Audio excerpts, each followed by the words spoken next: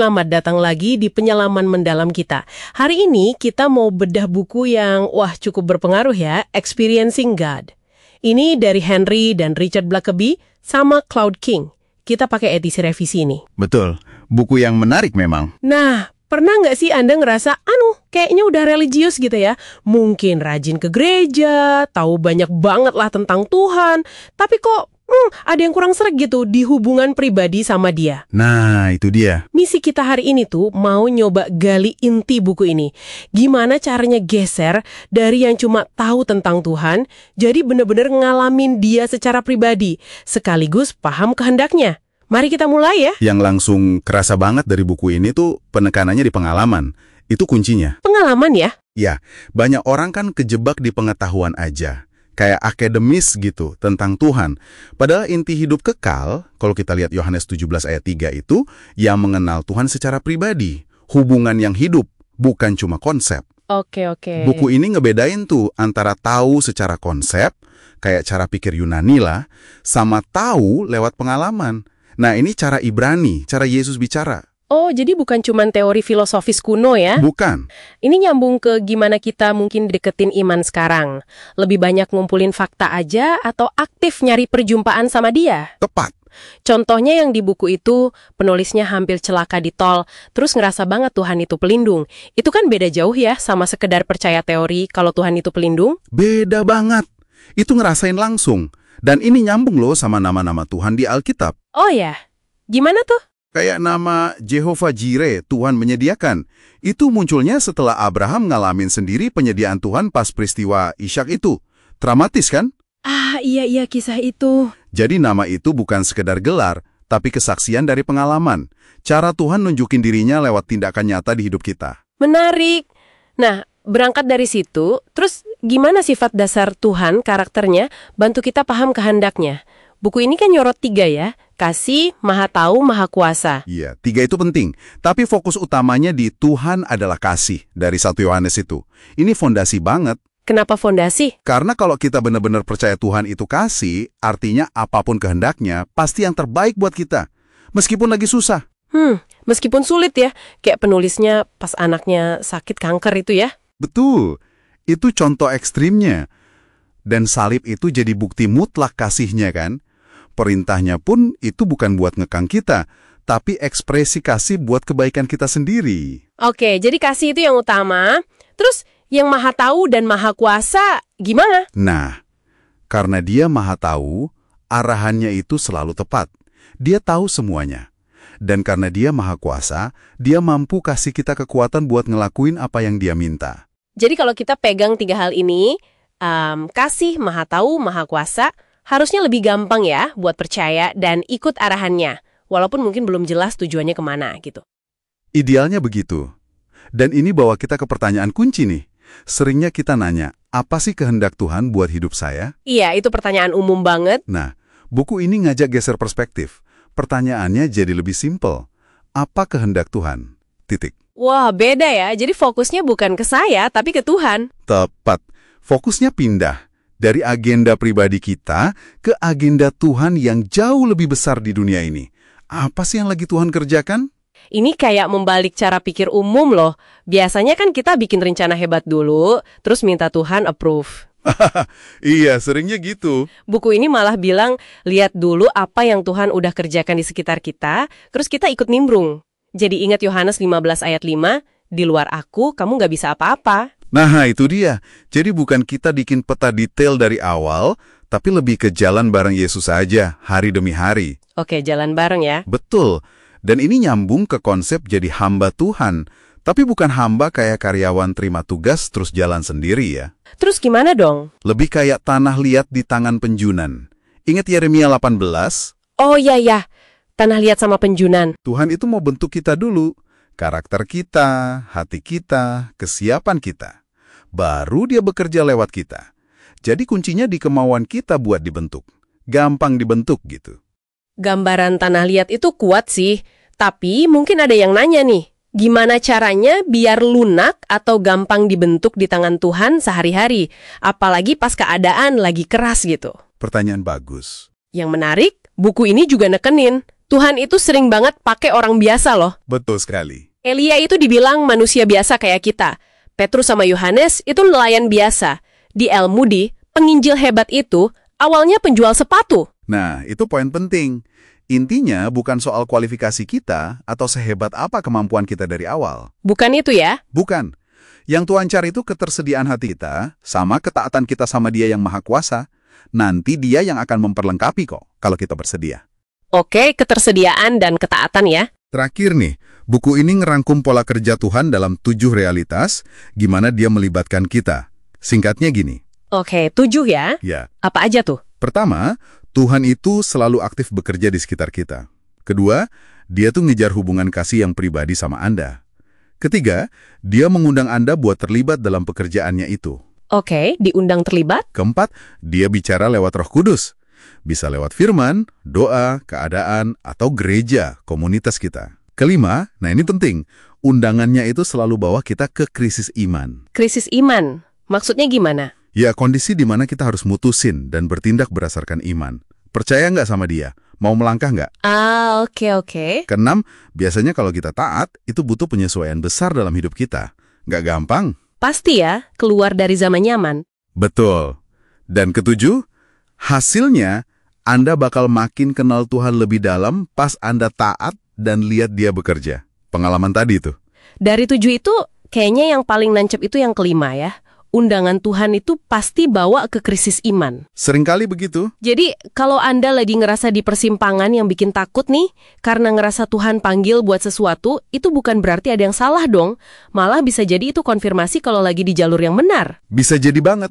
Krisis itu titik penentu. Percaya terus maju atau takut terus mundur. Itu bagian dari proses ngalamin Tuhan bekerja. Butuh penyesuaian besar tadi ya? Iya, tapi justru di situ pengenalan akan Tuhan jadi makin dalam. Oke. Jadi kalau kita tarik benang merahnya nih ya, mengenal dan melakukan kehendak Tuhan itu intinya soal hubungan. Hubungan yang hidup, personal, penuh kasih sama Dia. Betul. Jadi kayak tanah liat tadi, berserah aja, ikutin pimpinannya langkah demi langkah, bukan malah sibuk sama agenda kita sendiri. Persis. Dan ini buat Anda yang dengerin, mungkin ini sebuah undangan ya. Undangan buat berani keluar dari sekedar tahu tentang Tuhan secara teori aja. Coba diperhatiin lebih jeli lagi. Di mana ya Tuhan mungkin udah bekerja di sekitar Anda? Di situasi Anda sekarang, di komunitas Anda. Gimana Dia secara pribadi ngundang Anda buat ngalamin Dia lebih nyata lagi? Pertanyaan bagus tuh buat direnungkan. Nah, sebagai penutup nih, ada pemikiran buat Anda bawa pulang. Silakan. Daripada kita terus-terusan nanya, apa sih rencana besar Tuhan buat masa depan saya? Gimana kalau fokusnya kita geser dikit jadi pertanyaan harian? Pertanyaan harian gimana tuh? Gini, di mana Tuhan lagi bekerja di sekitar saya hari ini? Sekecil apapun itu. Dan gimana Dia ngundang saya buat gabung sama Dia saat ini juga? Coba renungkan itu ya. Sampai jumpa di penyelaman berikutnya. Bagian kedua. Selamat datang di sesi penyelaman mendalam kita hari ini. Anda sudah berbagi beberapa materi sumber yang menarik ya dari kacamata Kristen, fokusnya ke hubungan pribadi dengan Tuhan. Iya. Ada kutipan kitab suci, ada cerita pribadi juga. Semuanya itu kayak mengerucut ke gagasan bahwa Tuhan itu secara aktif mengejar hubungan kasih dengan kita masing-masing. Jadi, misi kita hari ini ya membongkar ide-ide kunci dari sini. Tepat sekali. Dan Pitik Berat Sumber ini kan bilang kalau hubungan ini tuh bukan cuma tambahan, tapi yaitu fondasinya kehidupan. Fondasi ya? Iya, dari sini katanya sumber-sumber ini baru mengalir hal-hal kayak ketaatan yang tulus, tujuan hidup, bahkan kemampuan buat dengar arahan ilahi. Jadi, mari kita coba lihat gimana sih sifat hubungan ini dijabarkan. Oke, kita bedah ya. Nah, gagasan pertama yang kuat banget itu soal inisiatif. Datangnya dari Tuhan. Bukan kita nih yang hebat-hebat cari Dia, tapi justru Tuhan yang menarik kita masuk ke dalam hubungan kasih itu. Anda kan sempat singgung ayatnya ya, kayak Yohanes 6:44, terus Yeremia 3:1-3. Itu digambarkan kayak pengejaran yang lembut, tapi nggak berhenti gitu. Betul. Ada contoh yang kuat banget di materi Anda itu soal seorang wanita yang udah di ujung tanduk lah ya mau bunuh diri.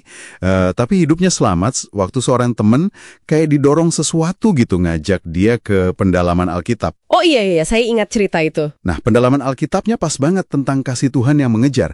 Ini kan nunjukin banget ya gimana inisiatif ilahi itu menurut pandangan ini bisa nerobos momen tergelap sekalipun. untuk narik orang kembali. Dan hubungan ini ditekankan lagi jadi prioritas utama, ya kan? Absolut. Kita diingatkan lagi sama perintah terbesar, Matius 22 itu, kasihilah Tuhan Allahmu gitu kan, dengan segenap hati, jiwa, akal, budi.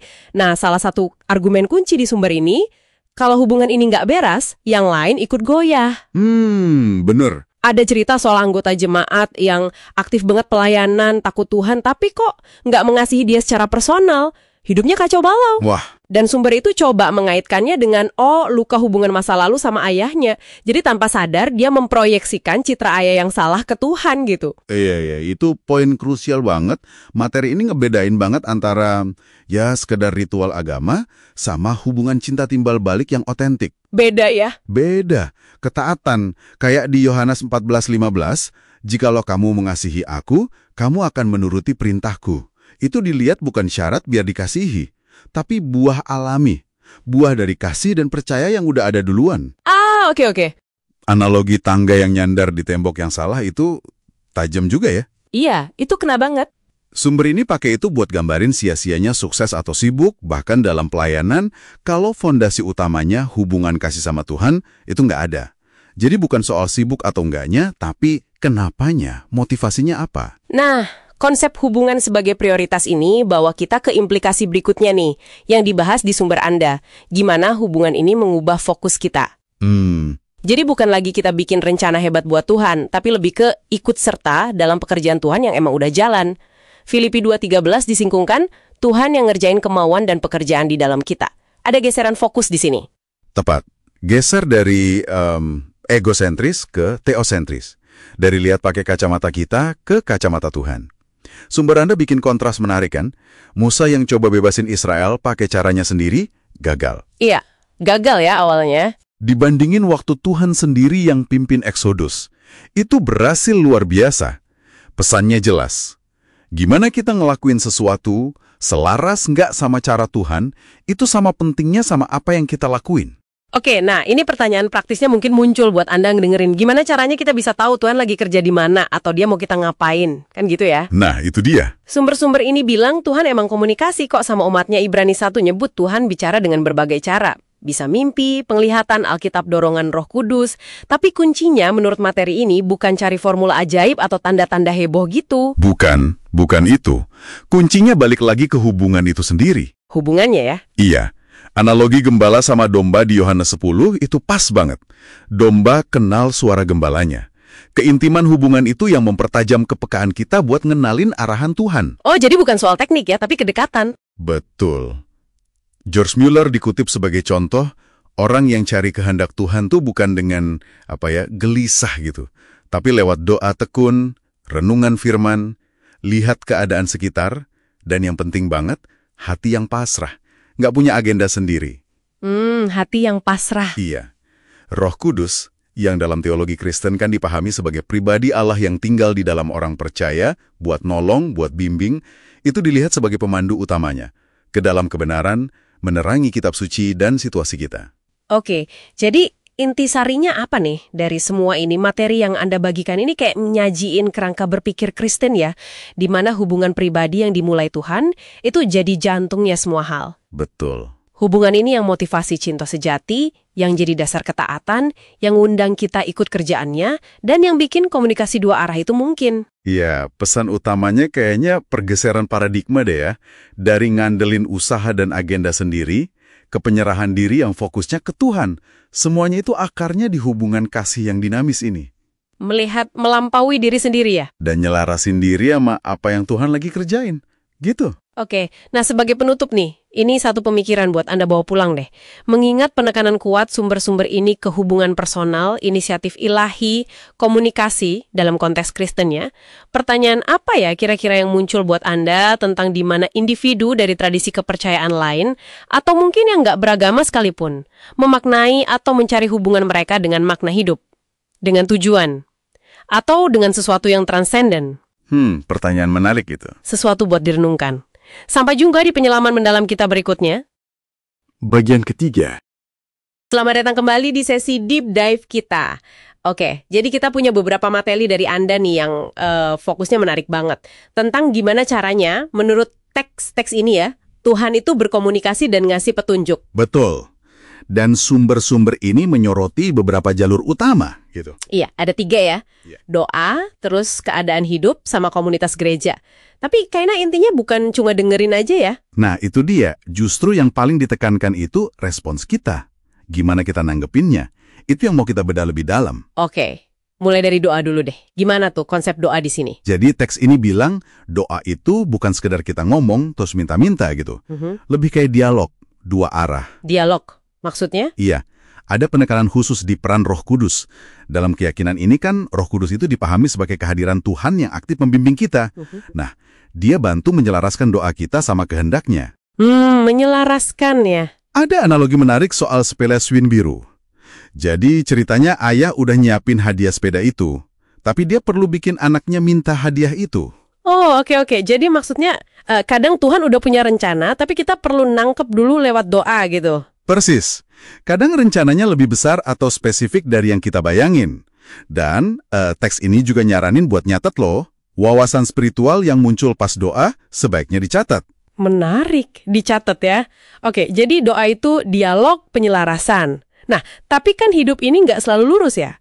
Kadang rasanya, aduh kok gini banget. Sumber ini ngelihat peran keadaan sehari-hari gimana? Nah, itu juga dibahas. Keadaan hidup, termasuk yang sulit, itu bisa jadi cara Tuhan ngarahin kita. Tapi gimana bedanya sama, ya emang lagi apa saja gitu kan susah tuh. Pertanyaan bagus banget. Kuncinya di sini, pengalaman aja tuh nggak cukup. Perlu kacamata khusus buat ngebacanya. Kacamata khusus? Iya, perlu ditafsirkan lewat apa yang disebut firman Tuhan, kitab suci maksudnya, dan juga intuisi atau bimbingan dari Roh Kudus tadi. Oh, jadi perlu interpretasi ilahi ya. Betul. Contoh di teks Anda itu kuat. Penulis merasa terpanggil misi ke luar negeri, anaknya sakit parah. Kelihatannya kan kayak pintu tertutup ya. Iya, kayaknya udah gagal gitu. Ternyata justru situasi sulit itu yang jadi jalan buat pelayanan luas yang nggak kepikiran sebelumnya di Kanada. Jadi intinya bukan cuma ngelihat situasi, tapi aktif nyari perspektif Tuhan di dalamnya. Gimana Tuhan melihat ini? Oke. Jadi nggak pasrah sama keadaan, tapi mencoba memahami maksud Tuhan di baliknya. Nah, yang ketiga, selain doa dan keadaan, ada gereja atau komunitas iman. Iya, komunitas iman. Teks ini pakai metafora tubuh Kristus. Anggap aja kayak satu badan, di mana tiap anggota itu saling nyambung dan butuh satu sama lain. Tubuh Kristus. Artinya, pencerahan atau panggilan Tuhan itu bisa aja datangnya nggak langsung ke kita. Bisa lewat anggota komunitas yang lain. Oh, jadi bisa lewat orang lain gitu ya? Bisa banget. Ada cerita bagus tuh soal pengungsi dari Laos. Dia gabung sama gereja kecil. Kehadirannya malah jadi inspirasi buat pelayanan baru untuk komunitas pengungsi yang lebih luas. Ini contoh gimana koneksi di jemaat itu bisa jadi saluran pekerjaan Tuhan.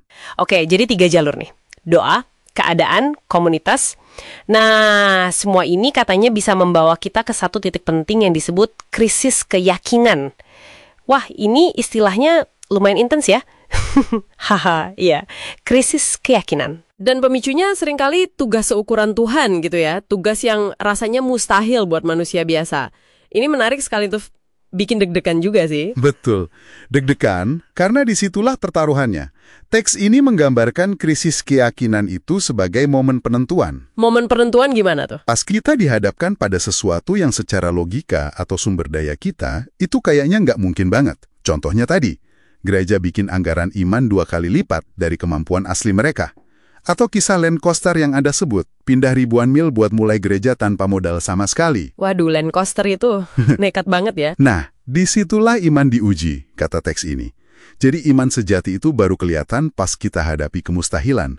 Dan tindakan kita bukan cuma keyakinan di kepala aja, itu satu-satunya bukti iman itu ada. Jadi bukan soal merasa yakin, tapi soal berani gerak pas nggak lihat jalan gitu. Persis, berani melangkah walau gang kelihatan jalannya. Oke, nah lompatan iman kayak Land Coaster tadi tuh katanya ada konsekuensinya lagi ya.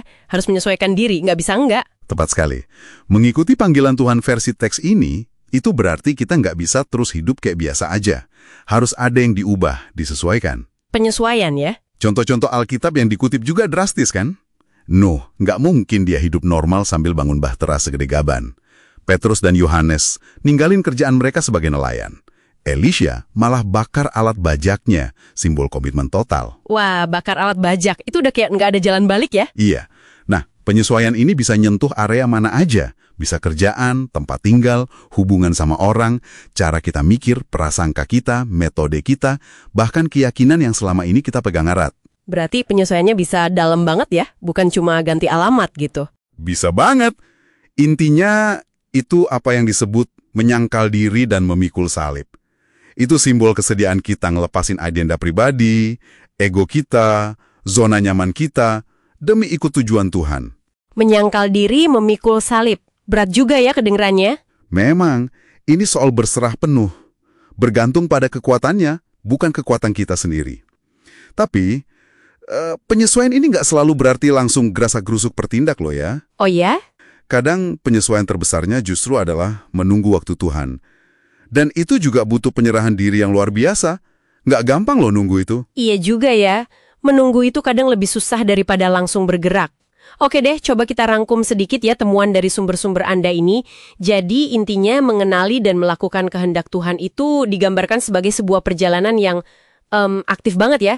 Sangat aktif. Mulai dari dengerin lewat berbagai jalur tadi, dialog dalam doa, baca situasi hidup pakai kacamata ilahi, terus terbuka sama masukan komunitas. Betul.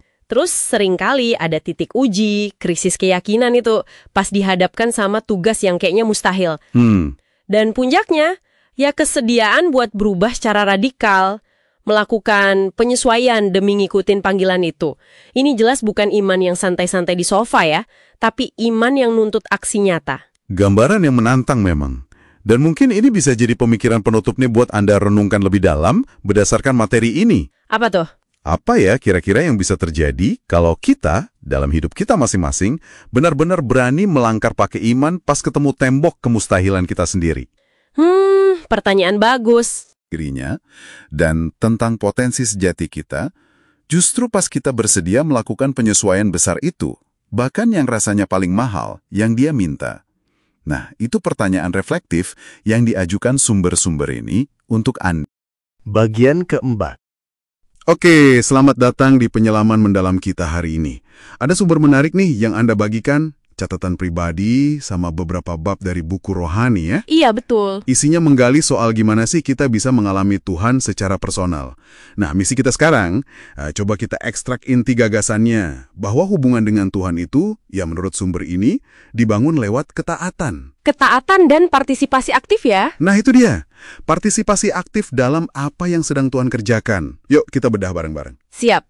Jadi intinya gini, mengenal Tuhan itu bukan cuma soal nambah pengetahuan teologi aja gitu. Bukan cuma di kepala ya. Bukan. Sumber-sumber ini nekanin banget kalau ini tuh pengalaman hidup. Lahir dari tindakan nyata kita. Fokusnya itu hubungan yang dinamis, yang butuh respon aktif dari kita. Oke, dan titik awalnya, kalau dari sumber ini, itu hubungan erat antara kasih dan ketaatan ya. Betul. Mengutip Yesus di Yohanes 14 itu, jikalau seorang mengasihi aku, ia akan menuruti firman-Ku. Dan sebaliknya, barang siapa tidak mengasihi aku, ia tidak menuruti firman-Ku. Iya. Jadi ketaatan itu dilihat sebagai bukti nyata gitu ya. Ekspresi lahiriah dari kasih kita ke Tuhan. Nah, itu poin penting banget. Karena ini bukan ketaatan yang ya udah gitu aja, gampang, tanpa biaya. Ada harganya ya. Ada harganya. Sumber Anda kasih contoh-contoh yang lumayan gamblang ya. Ada mahasiswa yang pilih dibaptis, meskipun tahu bakal ditentang keras sama ayahnya, sampai diusir malah. Wah. Atau ada jemaat yang karena terinspirasi ajaran di Lukas soal meninggalkan segalanya, mereka beneran jual rumah buat danain misi. Wow, itu serius ya? Serius. Jadi ketaatan itu sering banget nuntut pengorbanan, penyesuaian besar dalam hidup kita, prioritas, kenyamanan, bahkan hubungan. Ini jadi kayak momen kebenaran gitu. Momen pembuktian ya? Iya, yang nunjukin apa sih yang sebetulnya kita percaya soal Tuhan, apa yang kita hargai. Nah, di sini nih jadi menarik banget. Karena justru ketaatan yang berisiko ini, menurut penulisnya, yang buka pintu buat kita ngalamin langsung pekerjaan Tuhan. Betul. Kita diingatin lagi sama kisah Musa kan di Laut Merah itu. Dia harus angkat tongkatnya sebelum lautnya kebelah. Iya. Tindakan dulu. Atau para murid di Lukas 10 yang diutus, terus baru ngelihat kuasa Tuhan bekerja lewat mereka pas mereka jalanin perintah itu. Jadi peneguhannya seringkali datang setelah langkah iman itu diambil ya, bukan syarat di awal. Bukan prasyarat, iya. Menarik. Sumber Anda juga jujur nih, bahas kemungkinan hubungan intim sama Tuhan itu bisa hilang. Oh ya? Gimana tuh? Macem-macem. Mungkin kita ngerasa nggak dengar arahan Tuhan lagi, atau sukacita rohani hilang, atau hidup rasanya gitu-gitu aja, nggak ada dampak positif. Terus, gimana cara baliknya? Pemulihannya? Nah, sumber ini bilang jalannya itu lewat kerendahan hati, doa yang tekun, terus aktif cari hadirat Tuhan, dan pertobatan. Pertobatan itu artinya balik arah ya? Betul, sadar berbalik dari jalan yang salah, balik lagi ke Tuhan. Ini sejalan sama janji di 2 Tawarikh itu, kalau kita merendahkan diri dan berbalik, Tuhan janji mau denger dan memulihkan. Oke, paham. Dan menariknya lagi, ini semua ketaatan dan pengalaman sama Tuhan ini nggak cuma buat di gereja atau pas lagi ada masalah aja. Oh, jadi bukan cuma soal ibadah formal gitu ya? Bukan, mestinya ini tuh meresap ke semua aspek hidup kita. Coba kita lihat beberapa area spesifik yang diangkat sumber Anda ya. Misalnya dalam pernikahan. Oke, pernikahan. Gimana tuh? Ditekankan pemahaman suami istri itu kan satu daging. Nah, di sini diartikan sebagai satu tujuan, satu pelayanan, nggak bisa dipisah. Jadi harus saling dukung panggilan pasangan ya, melayani bareng gitu. Iya, persis, sebagai satu tim. Terus dalam keluarga, Keluarga gimana? Anak-anak? fokusnya beda lagi. Mazmur bilang anak itu warisan Tuhan. Jadi peran orang tua, menurut sumber ini, bukan maksain agenda kita ke anak. Tapi bantu mereka kenali dan jalanin kehendak Tuhan buat hidup mereka masing-masing. Ini penting nih. Lalu di gereja, komunitas. Nah, di gereja penekanannya jadi peka sama apa yang Tuhan lagi kerjain di tengah-tengah kita. Contohnya gimana tuh peka? Ya kayak di Kisah Para Rasul itu tekun dalam pengajaran, persekutuan, doa, terus aktif layani satu sama lain, tanggung beban bareng kayak kata Galatia, pakai karunia buat bangun jemaat. Ada contoh praktisnya nggak? Ada, disebutin contoh pemuda yang bantu janda tua di gerejanya. Hal-hal praktis gitu. Oke, jadi nggak cuma acara besar ya? Enggak. Dan ini lanjut lagi dibawa ke dunia kerja atau marketplace. Oh, di tempat kerja juga? Iya, Tuhan nggak libur Senin sampai Jumat itu kan? Iya juga ya. Tokoh Alkitab kayak Abraham, Yusuf, bahkan Lydia, pengusaha wanita itu disebut sebagai contoh. Oke. Ada juga ilustrasi modern, pengusaha nolak pelamar kerja karena narkoba, tapi teguran dan kepeduliannya waktu itu justru jadi titik balik buat si pelamar, hidup dan keluarganya selamat. Wah, luar biasa ya. Ini nunjukin kalau Tuhan bisa dan mau pakai keahlian kita, posisi kita, sumber daya kita, dimanapun kita ada. Betul-betul. Dan semua ini ya, semua tindakan ketaatan pribadi ini, dari rumah tangga sampai kantor, itu nyambungnya ke gambaran yang lebih besar lagi ya, kerajaan Allah. Tepat. Sumbernya ngutip perintah Yesus di Matius 6, cari dahulu kerajaan Allah. Prioritasnya agenda Tuhan. Sama amanat agung di Matius 28 itu ya. Menjadikan murid semua bangsa. Iya. Jadi langkah-langkah kecil ketaatan kita sehari-hari itu bagian dari cerita besar misi global Tuhan yang lagi jalan. Jadi kesimpulannya gimana nih buat kita dari penyelaman kita ini? Ya kalau dari sumber-sumber ini pandangannya cukup menantang ya. Ngalamin Tuhan secara mendalam itu bukan soal pasif cari perasaan rohani. Tapi hasil langsung dari ketaatan yang aktif, spesifik, dan seringkali yaitu tadi, ada harganya. Ketaatan inilah yang bikin kita lebih dekat sama Dia dan dilibatin dalam pekerjaannya di mana-mana. Wah, ini benar-benar ngajak kita refleksi ya. Jadi, pertanyaan buat Anda yang dengerin mungkin. Iya. Kalau Anda ngerasain ada dorongan atau panggilan dari Tuhan, sekecil atau sebesar apapun itu, biasanya respon Anda gimana?